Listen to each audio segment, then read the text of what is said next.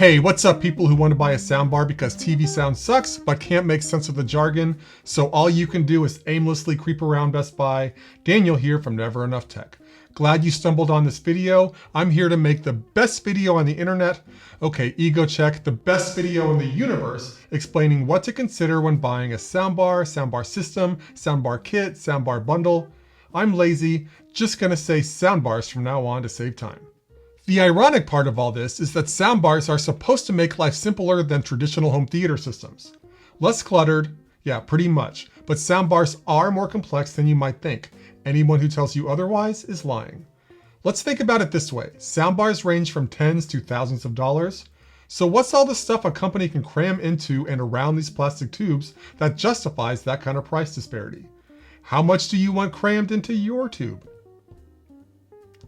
Words. How much do you love your money? Let's go through the different technologies and the wacko words that shroud these bars in mystery so you can answer these questions. This video is long and you probably don't have what it takes to get through the whole thing. Go ahead and prove me wrong. Anyway, you'll find timestamps in the description. Let's start with audio channels. Audio channels refer to the number of separate speaker groups within a given audio system. A single channel can be a single speaker, often termed a driver, or a multitude of drivers, typically maxing out at 3, but not limited to that. The Bose Soundbar 700 has a 5-driver channel, for example, which is definitely unique in the soundbar space. A channel is typically a mix of woofers and/or tweeters. A woofer plays lower and middling frequencies, and tweeters specialize in high frequencies. Gonna pick on Bose again. I'll point out that the Bose Soundbar 700 goes a very unique direction with their phase guide technology, so there are exceptions, but the rule is woofers and tweeters. In your research, you'll also run into full-range woofers that can manage tweeter ranges, but probably not a preferred substitute to a dedicated woofer-tweeter pair. A subwoofer, well, specializes in really low tones. In general, the more channels you have, the more you will feel as though you are surrounded by audio or in some kind of audio scene. The more woofers and tweeters you have in each channel, the more rich and detailed that sound is, generally. And not surprisingly, the more channels you get and the more drivers you have in each channel, the more you'll probably have to shell out. So let's start simple. Lots of inexpensive soundbars are 2-channel systems. These 2-channel systems are also called stereo systems and formally notated as 2.0, where the first number is the number of ear level channels, so channels coming at you horizontally, and the second number, 0, the number of low frequency channels, which more or less means how many subwoofers are attached to your system. So if you buy a stereo soundbar with a subwoofer, then it will be notated as a 2.1 system. A subwoofer is big and bulky, it takes up a lot of space, but dramatically widens the kind of frequencies your system can produce at, let's say, a practical volume.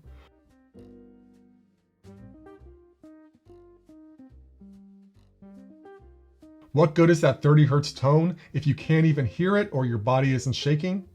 Don't be lame. So, who wants to buy a 2.0 or 2.1 system? 2.1 is great for music. Typically, audiophiles don't want any more channels than that. Your headphones are 2.0, FYI. It's also well suited for those that want to casually enhance their TV or computer sound without impacting their retirement date. These bars start at $25, which are really meant for your computer, but rarely surpass $250. Well, maybe you're looking to part with a bit more of your money. Here's where you may want to consider a 3.0 channel system. A 3.0 channel system gives you, wait for it, a dedicated center dialogue channel, along with dedicated left and right channels. So if you are chronically struggling to hear what people are saying, in particular maybe during an action scene, you probably want to consider at least a 3.0 system or a system that is advertising a dedicated center channel. Okay. One of my very favorite 3.1 systems is the Klipsch Cinema 600. It retails at $500. I got it for $400 on sale. The 600 has 3 drivers in the center channel, 2 woofers and a tweeter. So 3 speakers dedicated to clear voice and a woofer-tweeter pair on the left and right to help with atmospheric, noises off frame, whatever. The sub is excellent and responsive. There are all kinds of other tech goodies not stuffed into this bar, but you know, you get a lot of the most important stuff for $500. Next stop, and it's a big one, 5.1. Typically at this point, your soundbar gets amigos and is jumping in price again. The 4th and 5th channels are often referred to as surround channels and are frequently handled by speakers that are mounted behind you, providing a 2-dimensional sound experience. So not only left and right, but front and back. So you can now hear a motorcycle start behind you, and the motorcycle sound can be passed off to a speaker in front of you, just as you can hear a motorcycle move from left to right. I'll get into audio formats later, but many of, say, your Netflix streams are formatted to 5.1 and will coordinate really well with your 5.1 soundbar system. The Philips screw head of audio channel counts, I'd say. Just to complicate things, some soundbars are 5.0 systems all by themselves. So for instance, the Sonos Playbar, ancient at this point, has 3 channels here in the front, but also drivers on the side. Why would a soundbar be firing sound over here and not all towards you? Seems silly. Here's the deal. Some soundbar makers want to give you everything without the clutter. So they will make some claim that they can deliver surround sound not by putting speakers behind you, but by bouncing sound off walls, making it seem like sound is coming from behind you, even though starting from in front of you. Anyway, to help deliver on this promise, drivers on the side of the bar are angled towards you to some degree to assist with this forward bouncing effect. To be very clear, side-firing drivers do make a wider soundstage, but you need a very particularly shaped room to get anywhere close to a believable rear effect.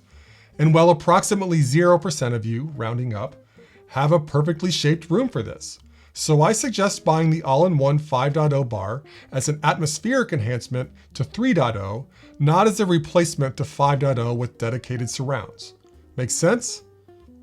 No?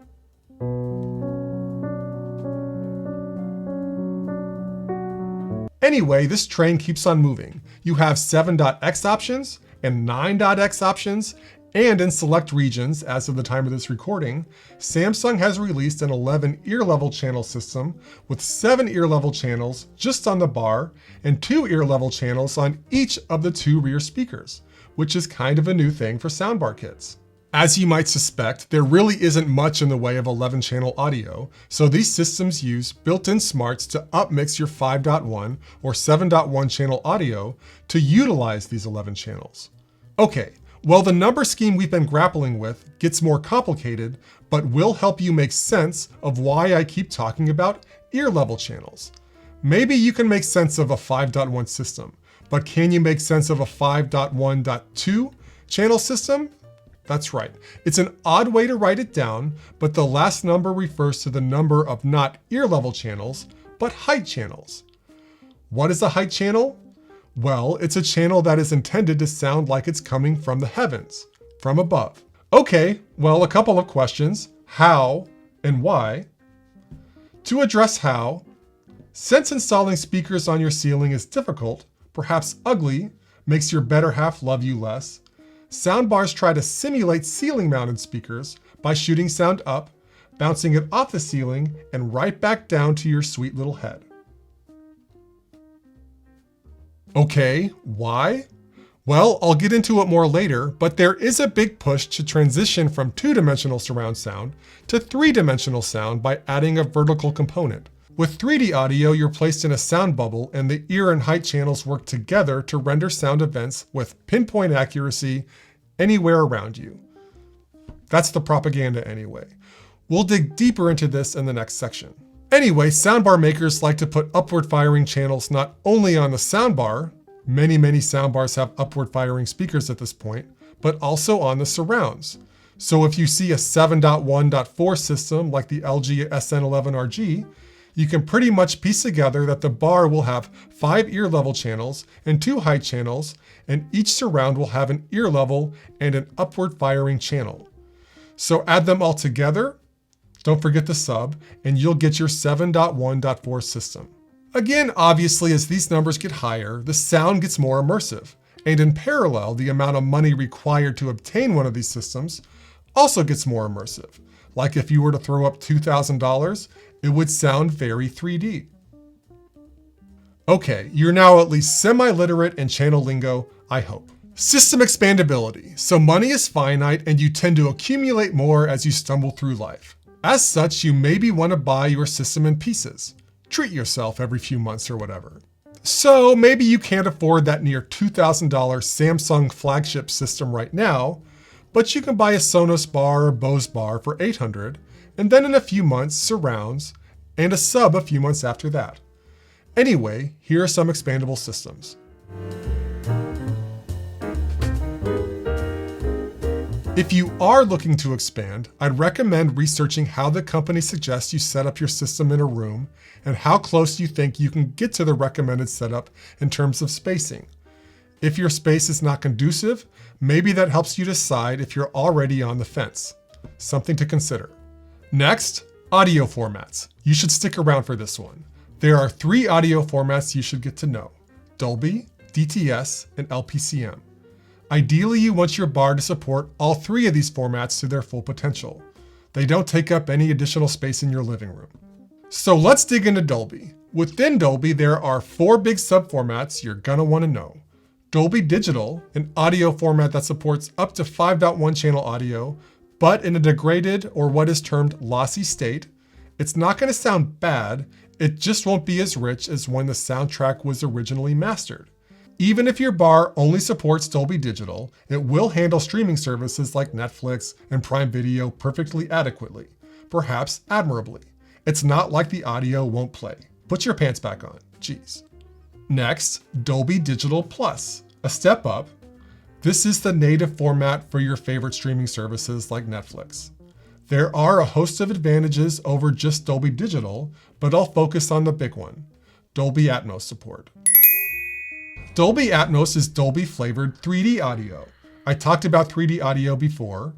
Unlike traditional surround, 3D audio formats try to place sound objects in precise locations around you.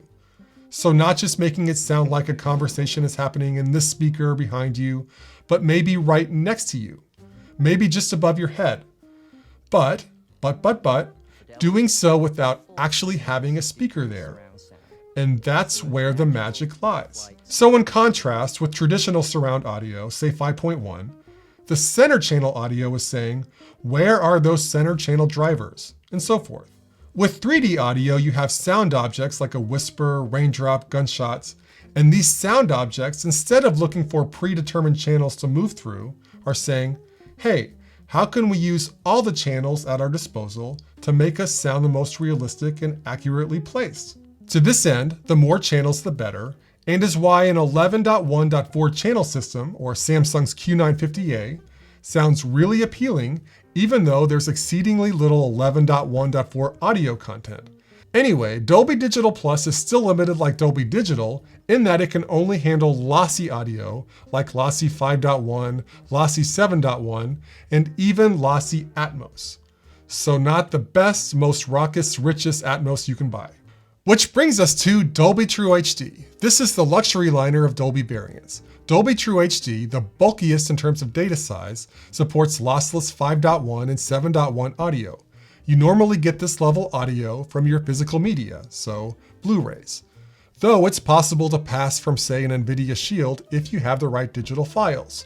If you consider yourself a cinema audiophile, you will want to buy the physical movie disc, not just order the digital copy, because it gives you access to not only superior video, but superior audio. Almost all these physical copies have a digital code as well for your more convenient streaming option, so just get the disc. This will sound political, it's not, it's just the new reality. But with a physical disc, you can keep watching that disc even if a streaming service suddenly finds the title inconvenient and removes it from their catalog.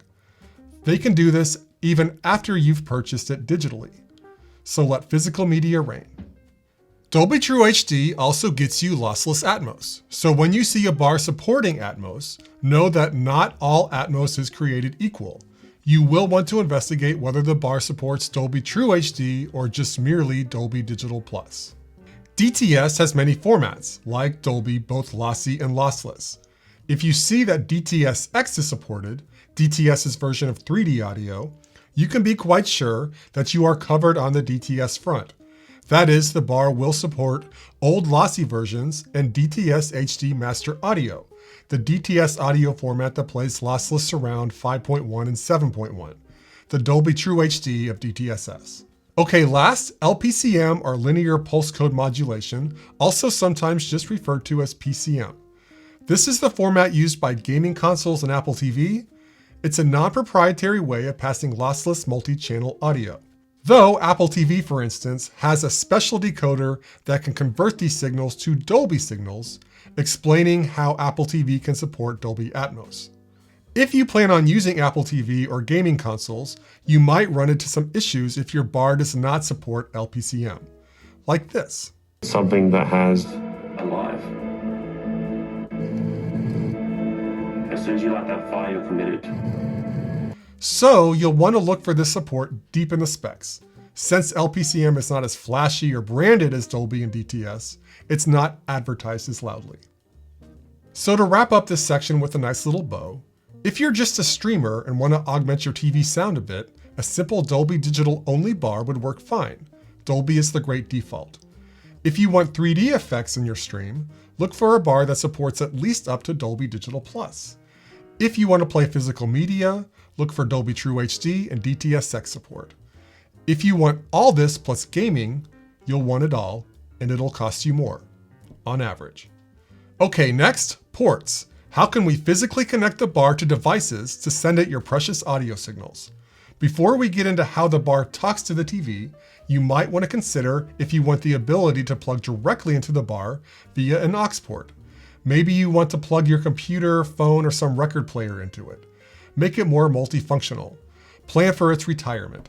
This is a consideration when purchasing. If you're semi-old school and like playing music via USB, well, some bars support USB playback and some don't. The manual will clarify if music playback is supported. Okay, now to the meat of it, video audio. The vast majority of new soundbars, say $50 or over, will support some combination of optical, audio return channel, ARC, and enhanced audio return channel, eARC. Optical is an older standard and is a one-way road. It takes audio signals from the TV and sends it to the bar. Other kinds of commands like increase bar volume or power are not communicated via optical, but rather through infrared or IR commands from the TV remote, which can lead to some frustration as not all TV remotes use IR. Also, optical is limited in what kind of audio it can support. It does not support lossless audio except if LPCM 2.0 or 2.1, and does not support any kind of 3D audio. Yes, up to Dolby Digital Plus minus the Atmos. Okay, next, audio return channel or ARC. Well, as the name describes, this is a two-way street here. It supports transferring audio to the bar and video from the bar to the TV. So let's dig into the benefits. The audio return channel is an HDMI variant, so you will be connecting the TV and the bar with an HDMI cable. Make sure to look for ARC labels on your bar and TV, or you'll have issues. Don't go plugging into random HDMI ports. Be a grown-up. ARC supports up to Dolby Digital Plus, which also includes that lossy Atmos I talked about. So yes, Atmos is achievable with just ARC ports. With ARC, the HDMI cable passes commands to the bar from the TV. It supports Consumer Electronics Control, or CEC, that makes it much easier to do common high-frequency tasks, like turn the bar on and off and change bar volume with your TV remote, since the TV itself is directing the bar, not the infrared on the TV remote. Likewise, changing volume on the SoundBar remote sends signals to the TV to show volume change. It's a two-way street. Have I mentioned two-way street yet? Yes? Pass-throughs are additional HDMI ports on the bar for plugging in your streaming boxes, PlayStations, Blu-ray players that send audio right to the bar, but then passes video to the TV. Sounds weird, but yep, it works and can be very useful as it adds HDMI ports to your setup.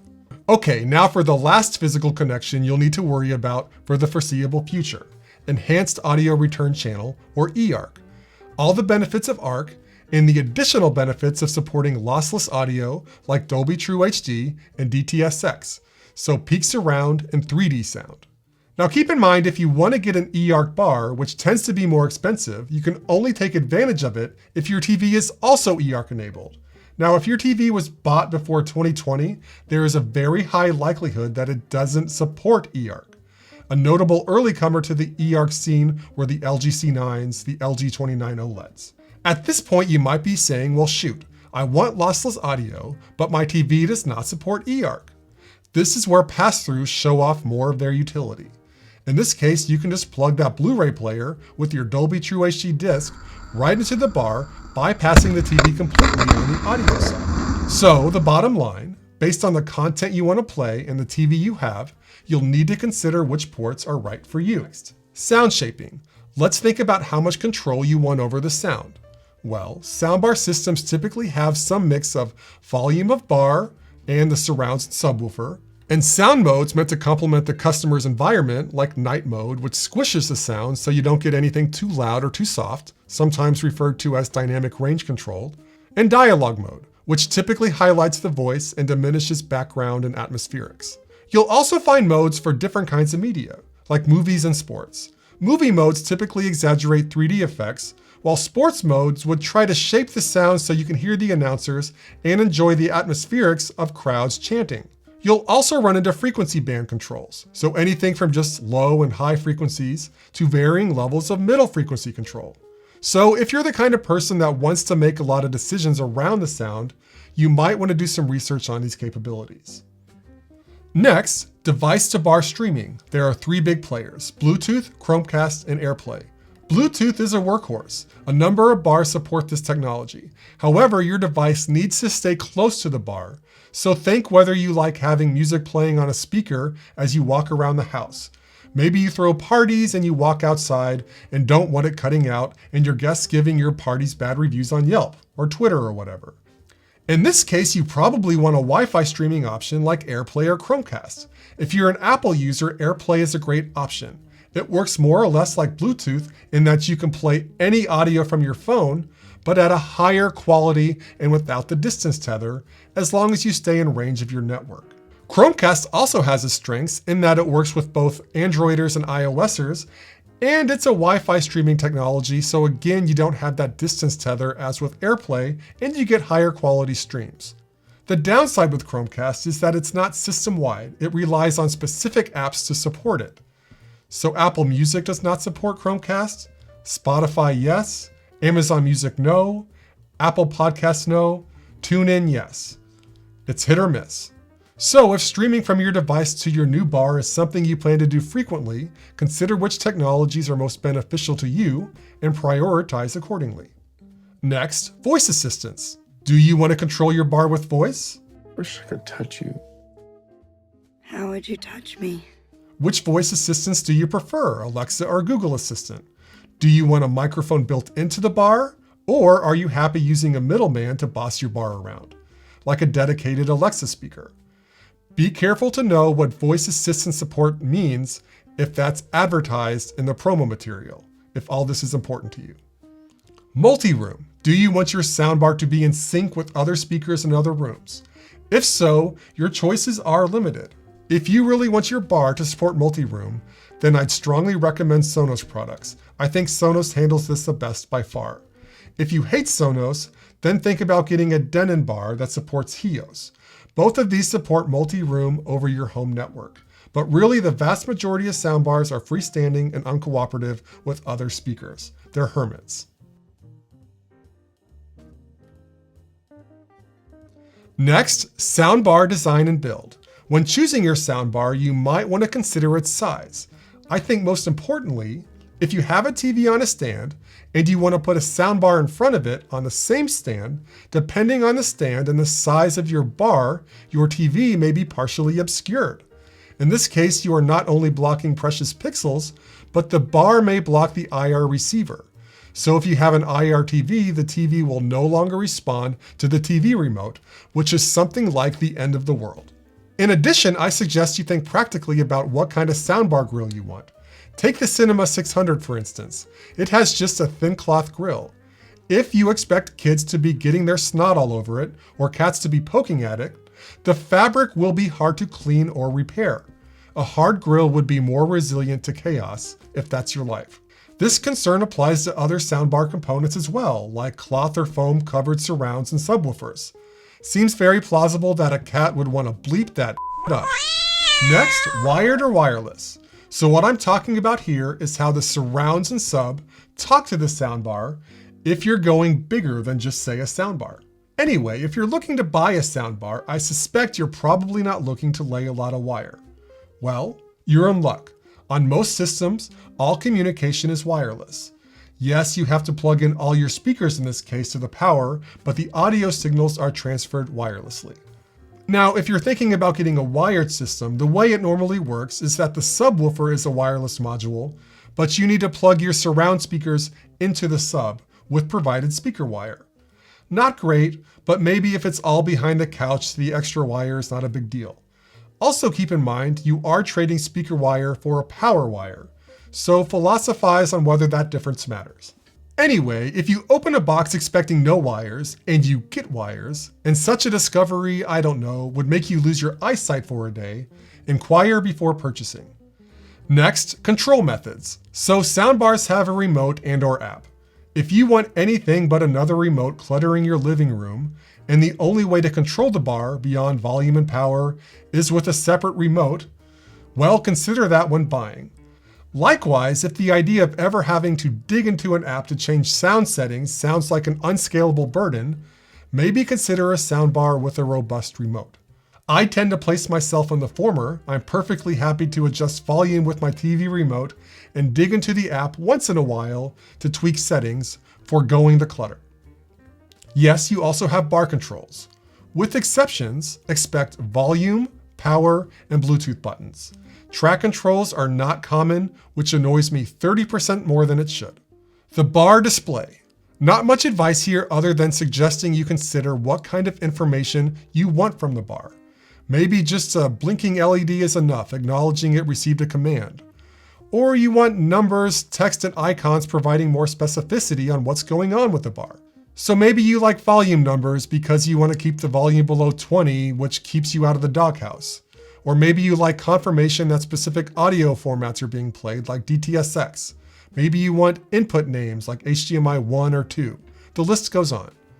Also keep in mind, some bars have displays that turn off and some that just dim. So if you have no patience for excess lights distracting you from your precious content, look for a bar that can tuck it away.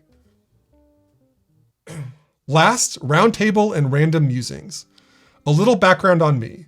My schooling and current profession is focused on the interaction between humans and machines. In an industry where if stuff goes wrong, the consequences are, let's say, more dire than a customer shaking a remote in rage. But nonetheless, I've developed a particular allergy to poor user experiences. Quite honestly, I think just about all soundbar usability is horrid. I'd argue Sonos is a shining star here, but I believe this statement only holds up if you're an Apple user. Anyway, Sonos notwithstanding, when using a soundbar, expect lagginess, ugly apps, unstable apps, ugly one-off remotes that have no use other than controlling the soundbar, bars randomly refusing to play audio, bars not being as smart as they should be, like not auto-switching to active sources, and my absolute unfavorite, when you use a voice assistant while watching TV, and the bar hands the TV audio back to the TV, giving you voice assistant and TV sound together. Soundbars, hold on to all audio as if your grill depends on it. Unfortunately, these kinds of problems are a disease on virtually the whole category, and in general, the more you want the soundbar to do, the more you'll experience these kinds of issues. I guess my point here is that if bad experiences are not for you, stay away from soundbars. Or if you're having a bad experience with a soundbar, the other one you chose not to get might have been even worse than what you got. See, made you feel better. So maybe here's some useful advice. As soundbar software tends to be buggy, there is certainly an argument to wait at least a few months after release to buy a soundbar. 1, you'll likely see a significant price drop on the order of say 40 to 50%.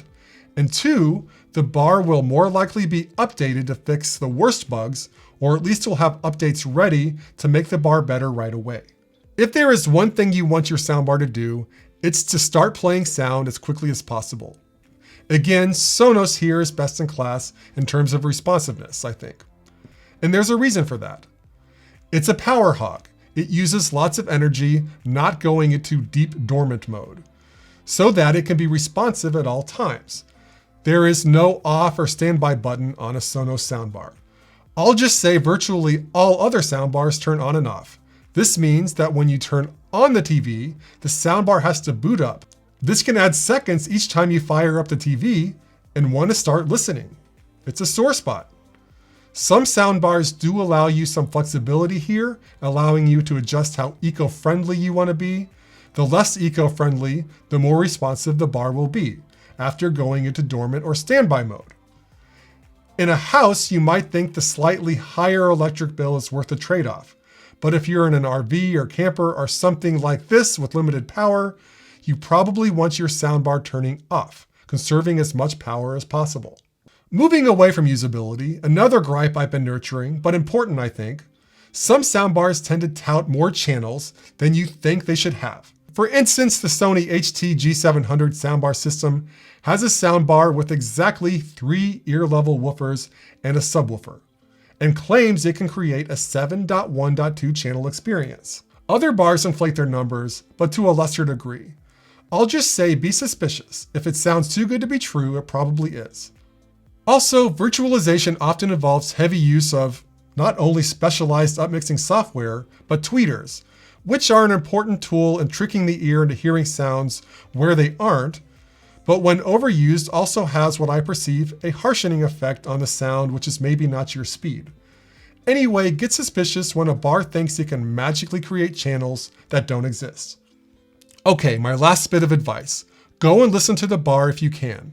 You'll have more luck if it's a flagship, in that those are more likely to be on display. You won't get a great sense of its surround or 3D ability, but you will get some kind of sense if the sound quality is appealing to you. I'd recommend comparing the sound to other bars that may be laying around for some context. All the specs in the world can't replace a gut reaction to actually hearing the bar. Okay, I think I mostly did what I was trying to do in this video. Look out, universe. Hope some piece of this video helped you out. Drop some sugar on the channel if it did. Look for more soundbar reviews coming soon. Catch you on the next one.